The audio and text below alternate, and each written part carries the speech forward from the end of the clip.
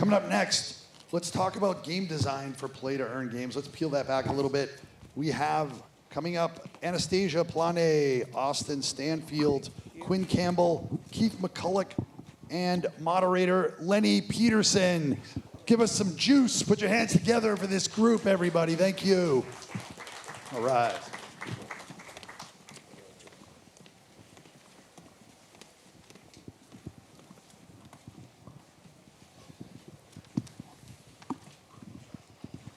All right, hi everyone, and warm welcome to this panel about designing for play-to-earn games, which is quite an interesting topic. And just to introduce myself briefly, my name is Lenny Pettersson, and I'm the CEO of blockchain gaming studio Antler Interactive, and also the CEO of fully decentralized blockchain game My Neighbor Alice.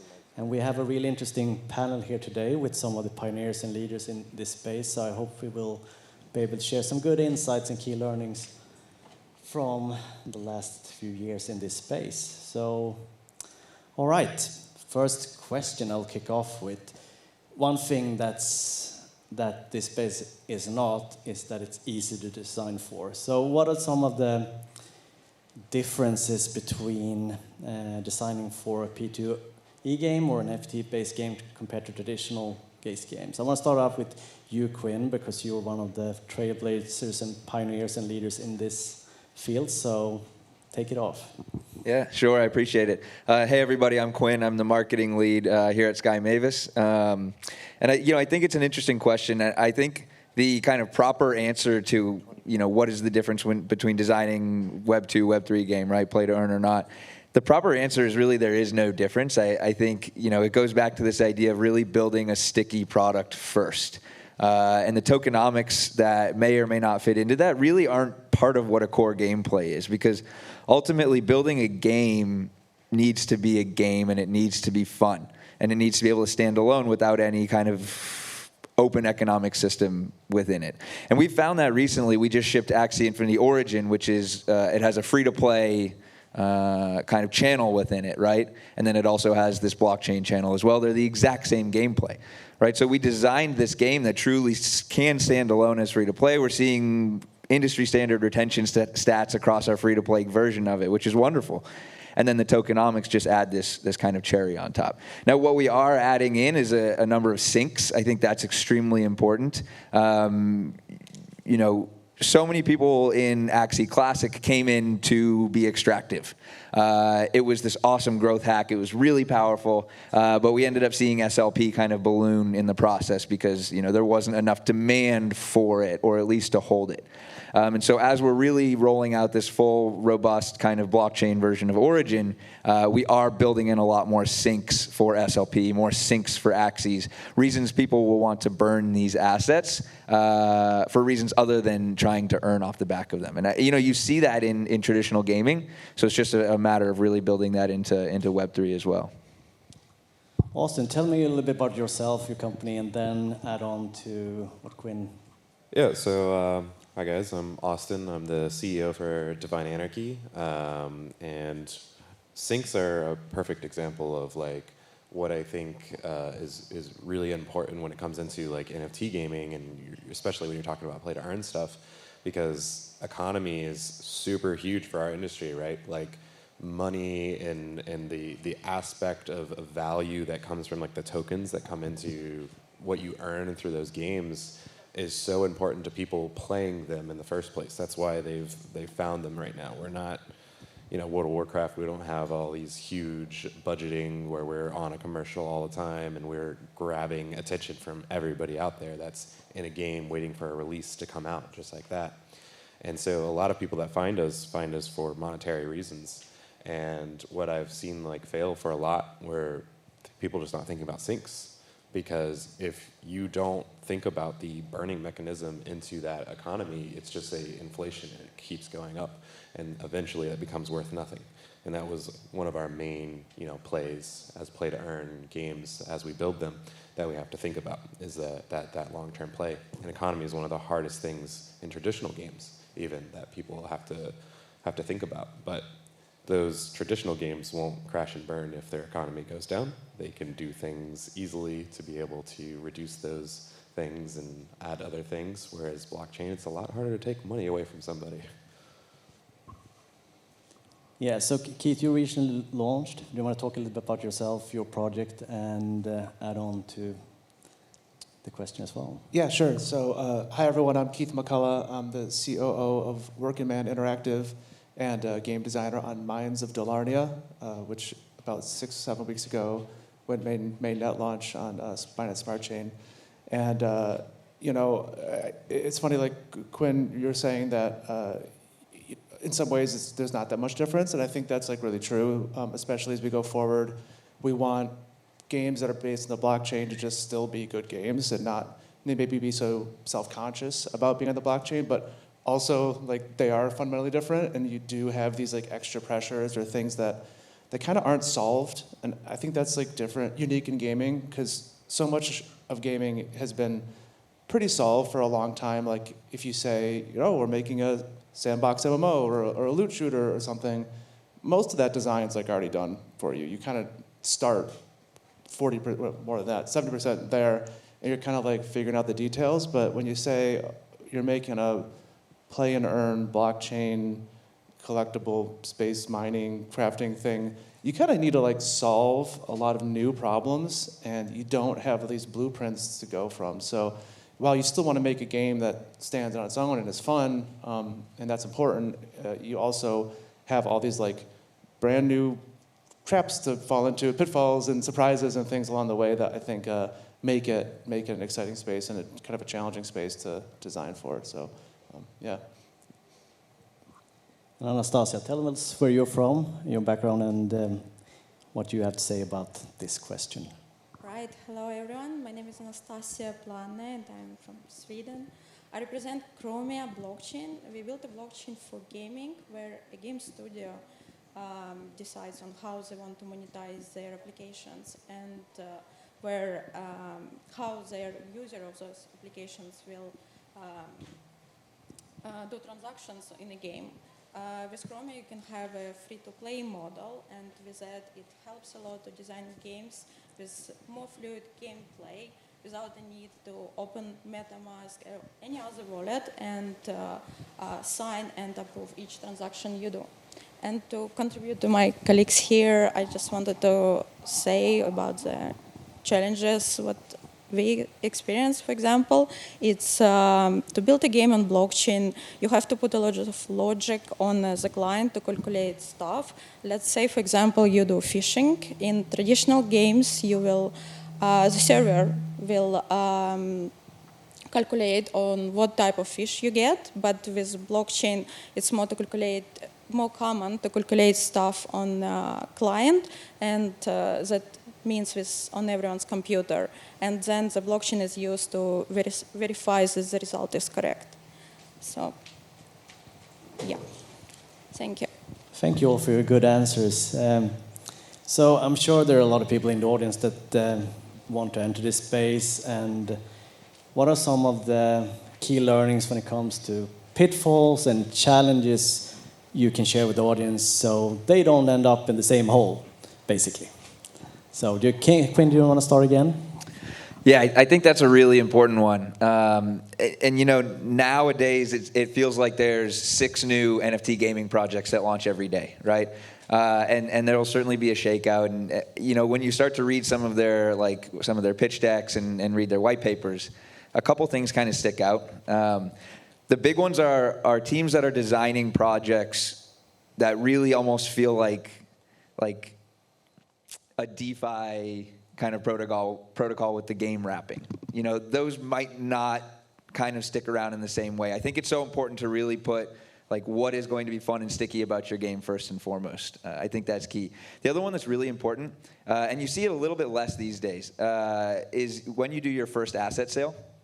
I think 2 years ago, communities were extremely forgiving if you were to do an asset sale and then ship a product 12 months later. It's not the case now. If you do an asset sale without actually having some type of playable ready, you're on like a 2 to 3 month clock at that point, and then your community starts to get uncomfortable and starts to get loud about it.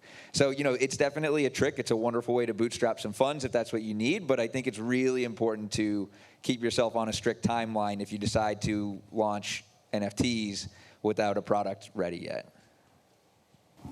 Yeah, I definitely second that. What do you think, Austin? Yeah. So one thing with for this is when we started, we weren't ready. Like we started with a idea that we were going to do everything on the blockchain. We were going to cause all these fees, and so trying to think about the time loop, the time investment actually that people have, and understanding that time investment was something that we just didn't think about. We wanted to actually have it where people could passively come in and do things, because that was one of the biggest questions. Like when we were launching, people didn't want to, they asked like, how much time am I gonna need to invest into this thing? And so now that was one of our big pitfalls in the beginning, because we made something super easy, super fast, where they don't actually come back and experience something constantly on your platform. And I think that was one of our large pitfalls, and it's something we focus on a lot now, is how do you keep users there, and how do you keep users engaged? And as those people become engaged with whatever that platform is that you're building, that ideally, right, I mean, this is a concept that we are still even thinking of, but ideally, if we have that engagement constantly there, people start to value what they've invested. Time is money, as they say. So the more time that we can get people to invest into things, people respect that currency or whatever it is that they do. They get that attachment to it. And it was super important for us to learn, and I think it's going to be a major factor in the new stuff that we build. Anastasia, what's your experience? Any challenges or pitfalls you would like to share with the audience? Definitely. So myself, I coming from gaming background. I did professional esport gaming before, and for me, it feels now by working with blockchain games, it's really missing that feeling of playing a game. Many games are focused on play to earn, play and earn, and each time you launch a game, for example, you do once again fishing, you have to open your wallet, you need to sign, you need to pay for each transaction each time you catch a fish. In traditional gaming, you don't notice things like that. So it's much harder to design a fluid games that will feel like an actual game. Keith? Yeah. So I mean, I think that the general theme of like pace and people, you can't wait too long between having asset sales and launch. You got to have engagement all the time. That's definitely something that's different from normal gaming, because expectations are really high about how quickly things will come out, and if you wait too long to do anything, your value starts going down, and game development is slow. And in, again, traditional games, you can have a content drought, and it's like people just chill for a bit and then come back. If you have that with a play-to-earn game, it could be like catastrophic. But actually, one thing I also wanted to mention as far as pitfalls that I just want to think might be helpful to someone listening is, test nets, is not like a normal beta period for a game. Your test net period for a game, for a blockchain game, is I think gives a somewhat false sense of security, because when you're on testnet, it's all sort of fake. You're like in a sandbox where nothing is really real, and you think you kind of get the sense of like, oh, everything's working wonderful. Then as soon as you go mainnet, you get 100,000 times more attention. Everything moves way fast. You get lots of attention from hacker groups. It really, really is different. And if you come from traditional gaming, where you're like, oh, our beta to live is like kind of the same thing, not the case at all on blockchain. So definitely keep an eye out on your testnet. Do bug bounties. Make sure that you have people really pushing it, and not just people saying, oh, everything looks wonderful, and then when you launch, you get ambushed by a lot of surprises that you didn't expect. Yeah. Lenny, if I could jump back in. Yeah, I think one other really big difference between Web 2 and Web 3, right? When you ship something in Web 2, it's kind of like your goal is to get your first 1 million paying customers.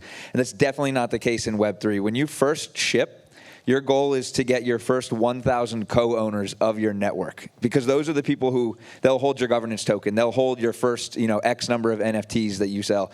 They will be your OGs. They will be your whales in the long run. They'll be the ones pushing for governance, participating deeply in the Discord and all the conversations. And so it really is a grind. You almost want to be onboarding by hand those first 1,000 co-owners of your network, because they're going to be the most evangelistic in marketing and spreading and growing your product thereafter. Yeah, no, I absolutely agree. That's really interesting. And yeah, you want them to work for you because you can't do it alone. And I mean, something just to add on to all the great insights here is that you need to have a games first approach if you're going to be able to compete going forward. It's not going to be as easy as it's been, so to speak. And that's what we're doing. I mean, the most precious thing people have is their time. So you're going to need to have something that's fun and enjoyable to play for them if they're going to choose you between all the options that's going to be out there very soon, because there's a lot of interesting things brewing under the surface for sure. Yeah. Well, I think that's where NFT gaming and the concept of play and earn, right, really differs, because a big underlying belief is that everybody's time truly is valuable, and you should participate in some way, shape, or form in the value that you're helping to create in these ecosystems. And so that's what a lot of these Web3 economies are actually allowing for. Players, just by showing up, are adding player liquidity at different ELO levels. And there was no way to be rewarded for that or to participate in that value in traditional gaming. So that's really what we're trying to change now. So, one final question. So, is there anything that has surprised you or impressed you of the evolvement of this space over the last year, so to speak? Can start with you again, Quinn. Yeah, ultimately, it's just the speed of it, right? I think the proliferation of projects right now is really, really cool. 30 years from now, I played too much Call of Duty in high school. My kids are going to look at me and be like, wait a second, Dad, you spent 10,000 hours playing a game where you didn't actually own any of the assets in the game. Like, it's going to be like right now, I'm like, wait, Grandma, you could smoke on airplanes? Like, it's just not going to compute, And so really, really empowering people with ownership in the digital space, and specifically in games, just makes so much sense to me. And so I think we'll see that everywhere soon. Austin, what has surprised or impressed you the most? Something that surprised me is, not necessarily surprising, but something that I've been looking into a lot is more and more of the architecture into ETH 2.0, because we're on Ethereum's mainnet. And so we do a lot of stuff. And I think a lot of people here, as well as anybody else building play-to-earn games, look at chains a lot to figure out, like, how can we do these beneficially? How can we do this decentralized? And focus on the infrastructure of it, right? And ETH 2.0 with the beacon chain and the side chain stuff like that is something, as I looked more and more into the tech behind it, is something very exciting for me, because we do a lot of signature stuff to prevent transactions. So the more that we can add through that chain, and it could open up a lot of doors, and I'm very excited to see what happens. And Anastasia. Right. Well, for me, it's surprising, but also something I looked into for quite a while, that big corporations are now also considering and looking more into industry, and looking into more possible partnerships and more smooth onboarding for their audience, and that's really, I think, benefits the blockchain industry. Yeah, I'm gonna second the pace, and even with that, with big corporations, taking notice all of a sudden, and just how really fast everything is changing, and going back to saying games take a long time to make, it's almost like you have to pivot 3 times during development, because everything has changed since you started, while still trying to remain true to some kind of vision. Is pretty intense for a space that notoriously is a slow development environment. Pace for sure. It's crazy how fast games evolve, and how fast the market has been moving and changing, and people have been adopting and then consuming content. Have you felt any difference in pacing in bear market versus bull market? Yes, it's almost been a little bit nice. Maybe a silver lining on the bear market that is given more opportunity to kind of put your head down and work, and have maybe a little bit less daily pressure on the always up And I do think, I think this has been said a lot probably at this conference, but there is an element of like reset and giving people time to refine their projects that this has brought us, which is kind of somewhat nice. I always say in a bull market, it feels like every morning when you wake up, you're already behind. And so in a bear market, it's you really can just put your head down and ship. And it's for anyone interested in getting into the space, it's an incredible time to start building. Yeah, I'm really looking forward to see what's coming out of the bull market actually, because now you put your head down and you actually focus on the projects and the products. So I think, it's going to be a completely different world when we go out of it. Yeah. So any final closing words from the panel that you want to share with the audience today? So I'll just pose a question so that we have something. So how do you guys go about testing? Like, what is your flow? Because there's a lot of companies that just they haven't been in software development prior, and there's people that have gotten into Solidity development even that I've noticed have never been in development. So share your flow of like how you go through adding a new feature. Yeah, it's actually really interesting because when I look at Axie Classic, kind of V2, the build that will be phased out at some point, I see a game that was designed by a bunch of guys, a bunch of friends who want to design a game. And then when I look at Origin, our latest build, I see a game that was actually designed and shipped by a game studio. And so kind of professionalizing our whole process there has been extremely important. And we've had a lot of learnings from that process, I would say. I won't go too deeply into like what the actual day-to-day of that process is, but it's been good for us. Thank you. And I will actually have the honor of having the closing words of this panel, having moderated. And I'm going to take the opportunity to announce something about the future of My Neighbor Alice. And on June 30th, in just over a week, we're going to launch our first alpha season, which we're very, very excited about. And landowners will have opportunity to explore a completely revamped town with new art. They'll be able to quest, they'll be able to fish, they're gonna be able to hang out with fellow landowners and potentially earn something along the way. So if you don't already own a plot of land in Alice, you probably should. And as Alice would have said, see you all in the neighborhood. And that concludes this panel. Thank you very much. Congratulations. Well done, one and all. Nicely done, everybody. Thanks so much.